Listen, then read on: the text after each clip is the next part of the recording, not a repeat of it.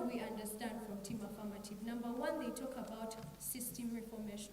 That is very unrealistic in a system where you have corrupt people, where you have these people still having their offices, where you have these people already being involved in these scandals.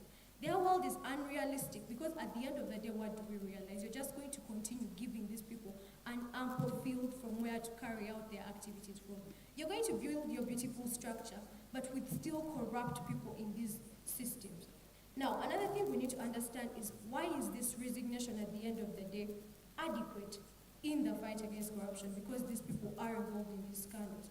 Something we need to understand, panel, is that resignation being adequate does not rule out or rather neglect other factors. But what do we get from Team Affirmative? They continue emphasizing how resignation is going to help with accountability through system reformation. That is unrealistic, as I've already said, and why do we believe that resignation is actually going to be good? Number one, it is going to give us accountability and integrity. Why? It sends a message that stakeholders do take responsibility for their mismanagement of office. At the end of the day, what is this going to derive from the people? It's going to create a system of public trust. Why? At a point in time where these people have to step down from office once they are involved, the people that these people indeed take account for their mistakes. Another thing we look at is that it avoids disruption in the system. How?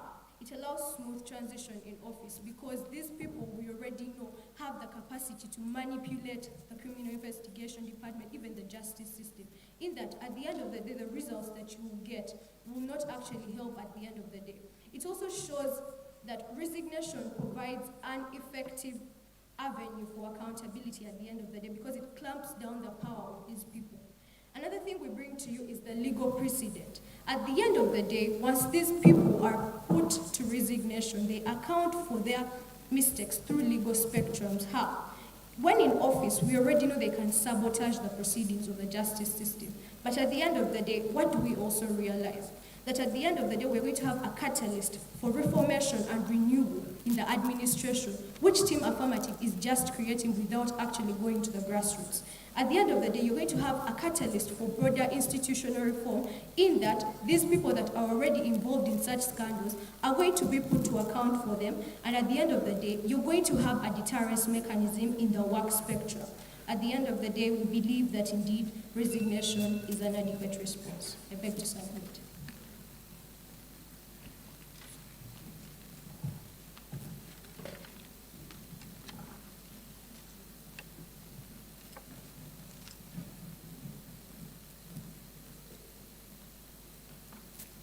Thank you very much. How has accountability been addressed in Resignation? Like I said, it creates and sends a message that stakeholders are accountable for their mistakes. So is there a compensation and restoration of resources through Resignation? Yes, there is. How? Because at the end of the day, once these people step down, their assets are freezed, and So at the end of the day, they can account. the IRC step down from office willingly? No, they did not. That shows you But resignation is not in you existence. said resignation is willing. Yes. So that means your will has an effect. These people are still in office, It is not correct? existent. Does that mean these people are still in office, correct? Yes, they are, because So- resignation is not in existence. But you said resignation is willing. Resignation is willing, So but what not in guarantee can you give us existence. that these people will willingly step down from office? There is no guarantee in legal So you have no proceedings, and at the guarantee. end of the day, they have to step down.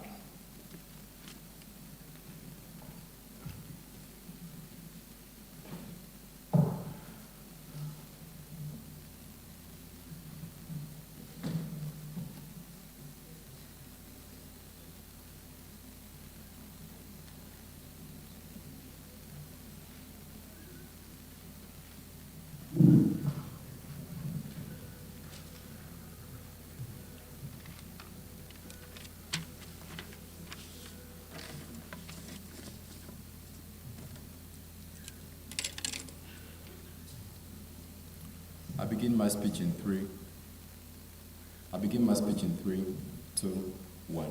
Well, in the first negative speech, she completely agrees with us that she completely says that people who have been convicted of corruption corruption cases and they are still in office, they're going to manipulate investigations, which is later on comes down to a problem of having weak institutional frameworks in the institutions that fight corruption. Because in other words, if she agrees that they are manipulating investigations, then what are we meant to do? We are meant to have a systemic reform of the bodies that carry the investigation. So even with our action plan, we solve the baseline of their case. Well, one thing that she talks about is that once someone is cited out in a corruption scandal where they are meant to resign in their world, they definitely have an involvement. That's already pursuing justice before someone has actually been convicted. Because citing out someone does not prove whether they're innocent or they are guilty. But even after that, is resignation the adequate response to scandals involving government officials in Uganda? Well, on status quo, resignation is there.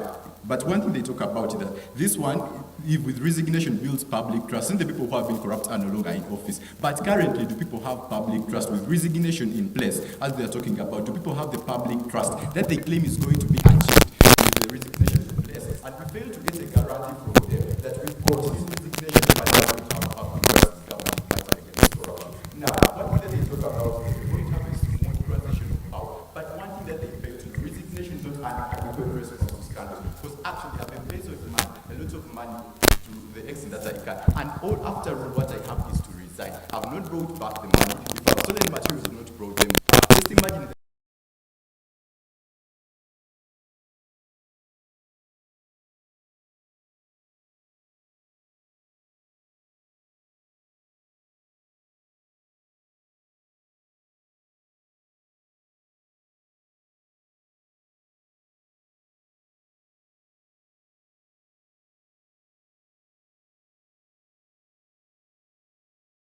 Well, one thing that they agree with is the weak institutional framework, which is something that we solve right away from our first speech. Well, our DJ in the House at large, she talks of our unrealistic world, where we call for strengthening that corruption bodies and the stringent punishments. In other words, whatever someone has taken, whatever they've been convicted for, being accountable for, they should bring it back rather than just resigning and going away with it. What if we have more and more people stealing, then they are resigning, stealing, then resigning? And since it has been on status quo and they fail to give us how they are going to improve it and how better it's going to have transparency and accountability, then they lose out in this debate. Well, in other words, I would like us to look at this. If we strengthen the anti-corruption bodies, and we know the main problem affecting our anti-corruption bodies is the funding. If we are to increase the funding and we empower the investigations, which they agree with that they have problems, such that even when someone is still in office, we can still have the investigations go on the way they are meant to be. Isn't that something that actually our case also and our model also achieved? Well, one thing that they don't notice with resignation, whether willing or forced, well,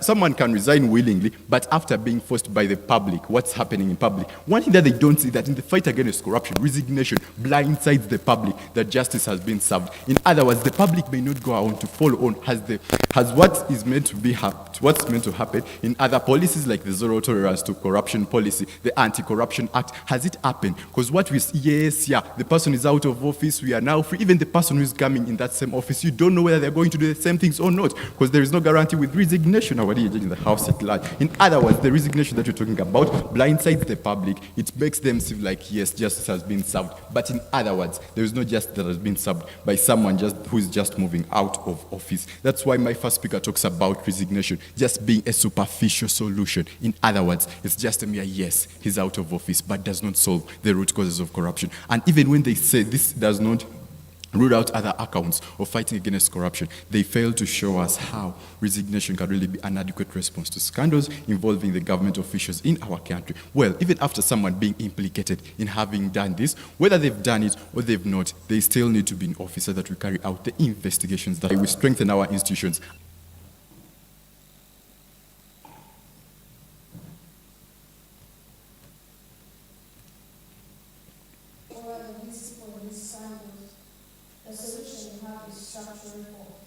Pardon? In your world where these people are involved in scandals, your solution is structural reform. I think we talked of adequate punishment, like paying back what you've taken and bring whatever you've brought back. Yes. Opposes the idea that resignation is an adequate response to scandals involving government officials in Uganda. So in your world, structural reform works. We gave two mechanisms, please. I don't know whether Funds are operated. it's funding, better institutions. Thank you. With which people, more funding or just the same people? In our mechanisms, thank you. Does the legal precedent include itself in measuring? conclude it depends giving up.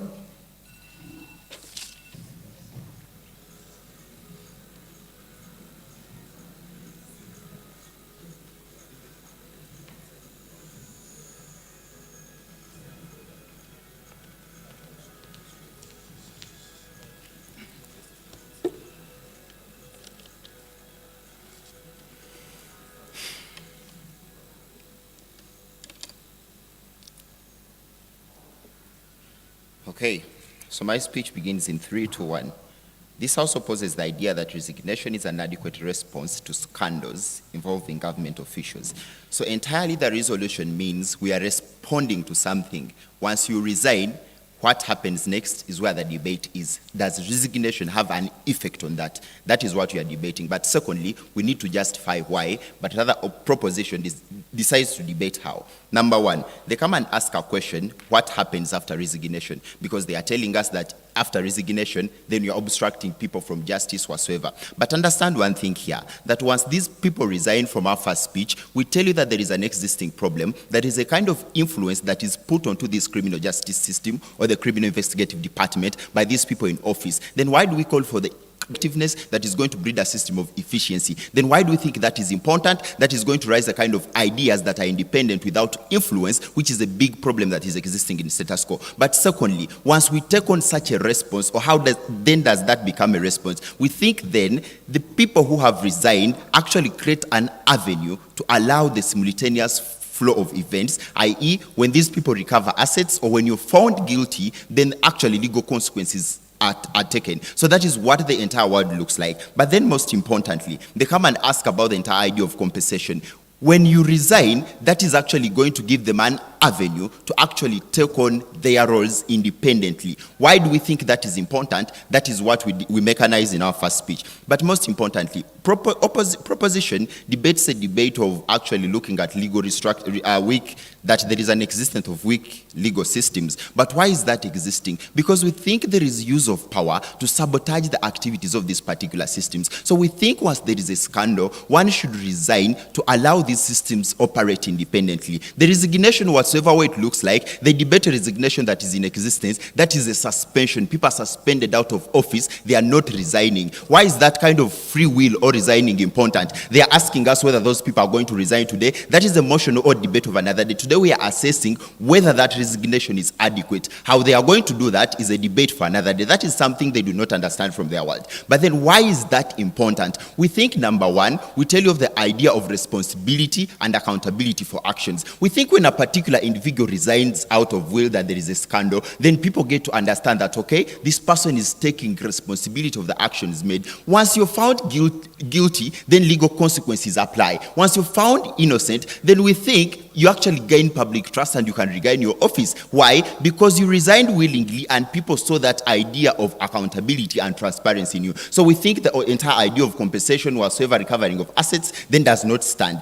But then most importantly, they come and talk about the principle of innocency till proved guilty. We think that principle is important, but understand one thing here, that with resignation, then you allow the flow of legal procedures without actually influence. So why do we think that kind of independence flow is important? Because these people are not influenced by entirely your thinking as a kind of individual in an office to abuse their activities. So we think then it is important to let these bodies operate independently, and we are going to show you why.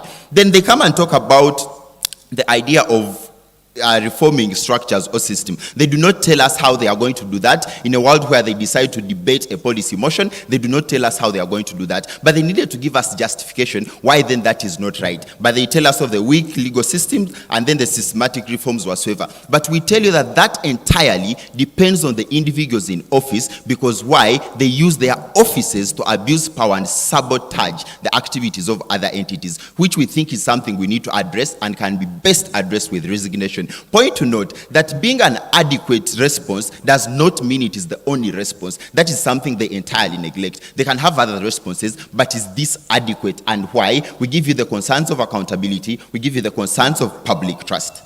I beg to submit.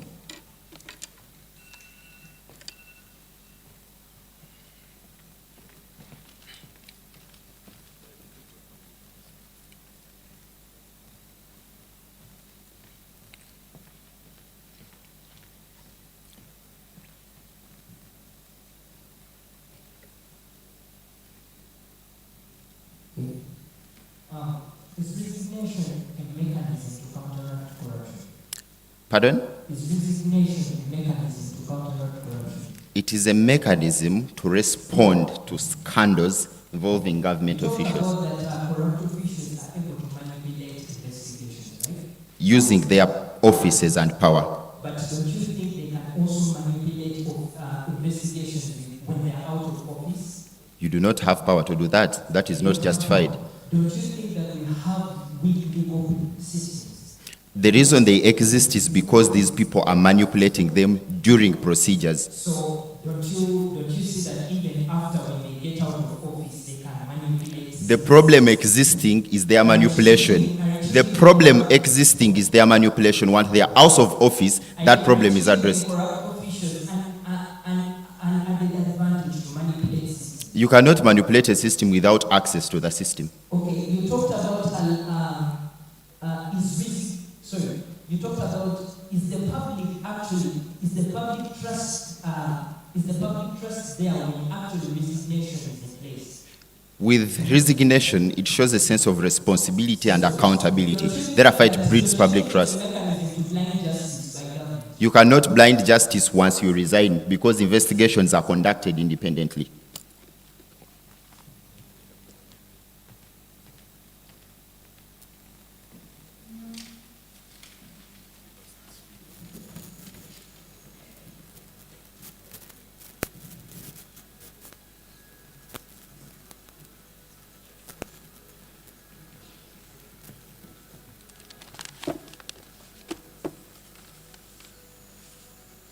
Okay, I'll begin my speech in 3, 2, 1.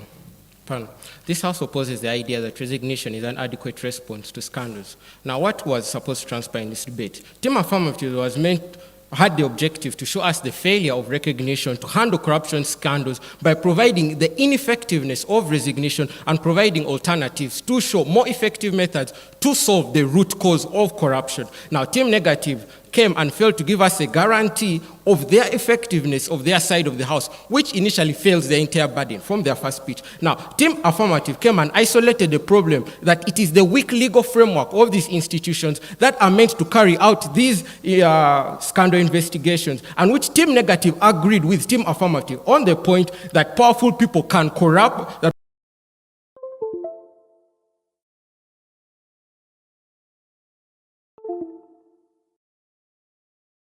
and now these people can no longer influence. Now, isn't that solving the whole root cause? Aren't we addressing the scandal from the start? Now, Team Negative did not attack us on the argument of the blind side of justice, on the presumption that justice has been served. If I've stolen a lot of money and I'm involved in a scandal and I lose my job, and I resign from my place of office, then how am I solving the problem? How am I restoring the funds that I've taken? How am I giving back to the public what has been robbed from them? We are not addressing the issue. What on earth are you giving as a compensation? Team Negative failed to come and clearly give us on that. Now, Team Negative agreed on the fact that corrupt people manipulate the system, agreeing with the Team Affirmative from the first speech. Thus, they have agreed on our side of the case, and they agreed to the fact that the legal systems that are present are weak and failed to show us the restoration of these systems. Now, we clashed on one major ground, which was the effectiveness of resignation as an adequate response. And what do we classify as an adequate response? As one that can give us a guarantee. Now, but when asked in cross-examination, what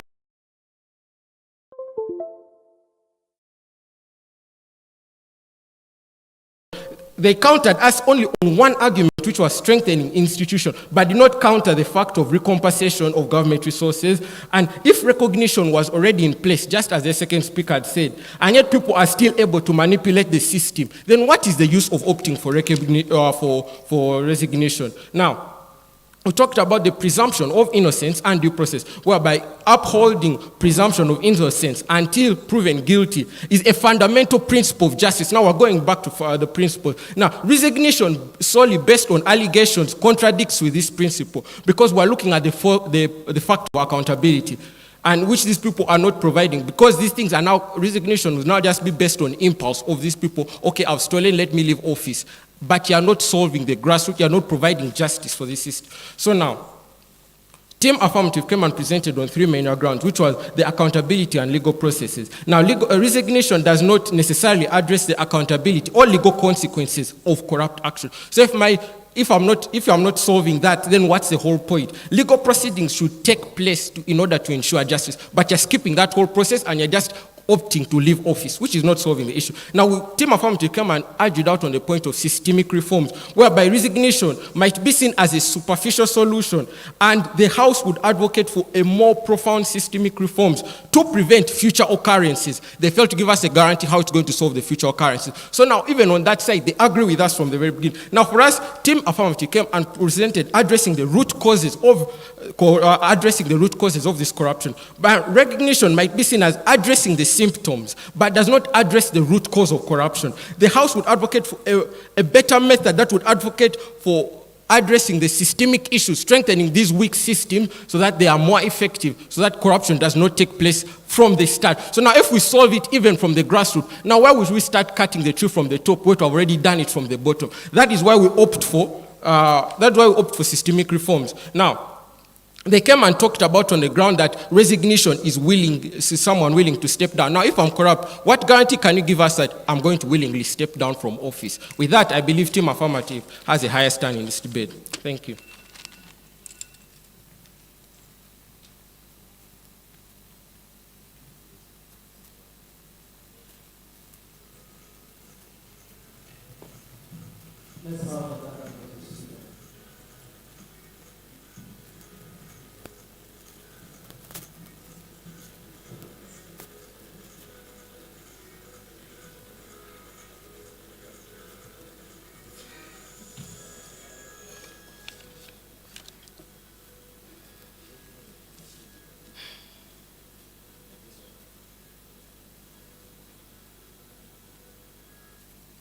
Okay, resolved.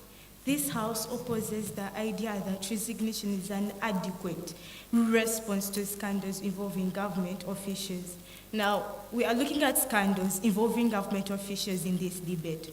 Well, proposition argues basing on structural mechanisms. They say that in their world, the only thing lacking is the structural reforms. They claim that there is a weak structure system, and their world entirely depends on that. And they argue that with strengthening this system, we shall have an end to corruption. But that was not the debate of today. The debate of today wanted us to assess whether resignation as an idea maybe to be introduced in status quo, because this is not in status quo. Currently in status quo, people are suspended from offices, they freeze their accounts, there is no resignation, which is maybe the step down from office. You are seeing scandals in the Prime Minister's office, but she's still gaining power, and she's still in her office and regaining power. But we wanted us to assess whether resignation is an adequate response to scandals. Now, when someone comes to oppose this, they had to justify that, one, with resignation in status quo, they would yield a better world. And with resignation out of status quo, they do not yield a better world. By the time you oppose something, you have to justify to the House that without it in place, we would have a better status quo.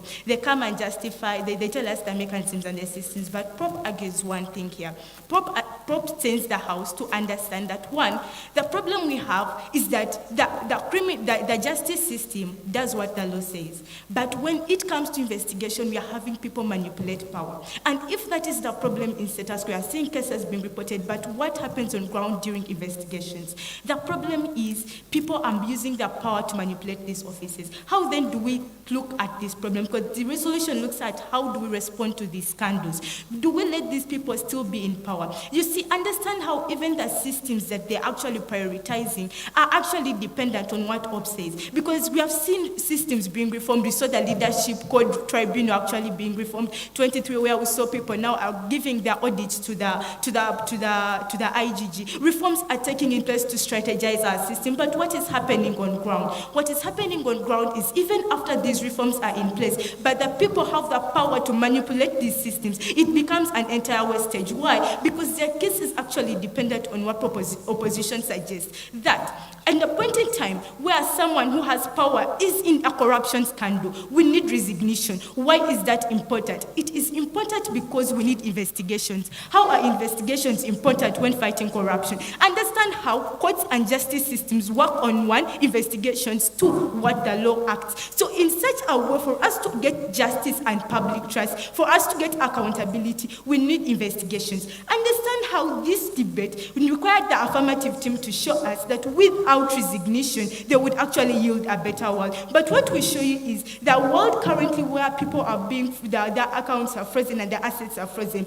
That world still leaves them with power that actually enables them to embark on what actually the legal frameworks are. Because they have the power to manipulate these legal frameworks, that makes these frameworks weak. At a point in time where we take away that power from them, we are looking at a independent analysis in this debate. When they do not have that power to manipulate these systems, then the systems will work. But at a point in time where we leave them with that power, understand how acts are being renewed each day and each day. But how does that give us a validity in that debate when we still leave the people involved in corruption scandals still with the power to embark on these strategies? Understand one, first and foremost, there is no smoke without fire. Most of the cases we have seen, corruption cases, and people come talk about them, but what stops justice from taking place is inadequate investigation. And that is all they bring upon this problem and they embark it on their systems. But who is manipulating and influencing the systems? Is the public doing so? No. Who is then doing so? The people who want to go away with their bad characters are the people manipulating the systems. They are making the systems weak. So in such a status quo, which one is a better criteria to take? Do we take their criteria or do we go with a strategy that looks at solving the people first? Then we look at maybe looking at the systems next because they depend on the people. I raise my case. Thank you very much, debaters, for such a fun semi-final debate. We kindly appreciate them for the debate. I think we all had fun, right? So the panel will then step out to the debate and we'll look at the results at a later stage. All the best to the board.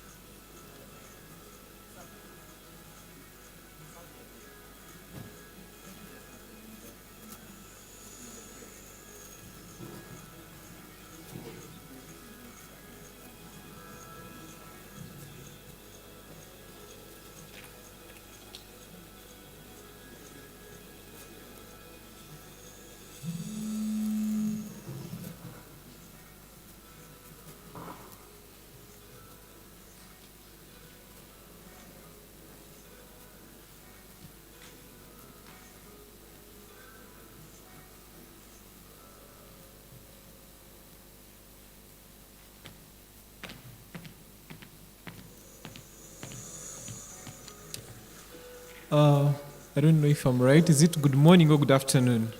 Greetings, everyone. I welcome you once again to the Champions League 2023. And I congratulate everyone that has reached this far. A small significance of coming to the president's office and sitting is also an achievement. Take back to school. So other than that, I'd want to first resume the ceremony of photo moment, if our camera person is around. Schools that didn't take photos, Nyakasura, please, with your patron. Please come to the stage, Nyakasura, with your patron. Schools that didn't have an opportunity to take photos, because we need to put you in the magazine